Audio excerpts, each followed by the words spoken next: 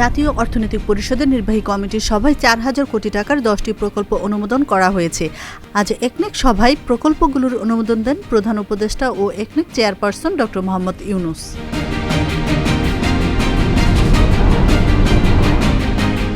ভারতীয় বিএসএফের গুলিতে নিহত কুড়িগ্রামের কিশোরী ফেলানীর পরিবারের দেখাশোনার দায়িত্ব নিয়েছেন স্থানীয় সরকার উপদেষ্টা আসিফ মাহমুদ।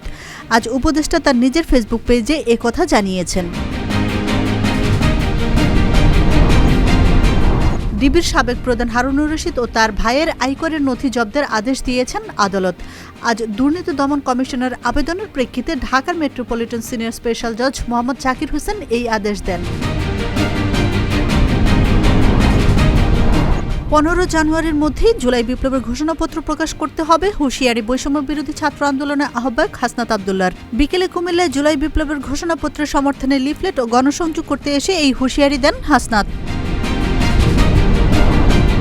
খুচরা যন্ত্রাংশ সহ fridge, refrigerator, air conditioner, compressor ও মোটরবাইক উৎপাদনকারী প্রতিষ্ঠানের অর্জিত আয়ের উপর 20% প্রদেয় আয়কর নির্ধারণ করেছে সরকার।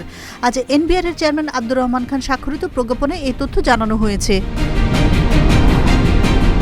নিয়োগ দুর্নীতির অভিযোগে ঢাকা ওয়াসার পরিচালনা পর্ষদের সাবেক চেয়ারম্যান হাবিবুর রহমান ও সাবেক এমডি প্রকৌশলী তাকসিম খান সহ বোর্ডের 10 জনের বিরুদ্ধে মামলা করেছে দুদক। আজ দুদকের উপপরিচালক সৈয়দ নজরুল ইসলাম বাদী হয়ে মামলাটি করেন।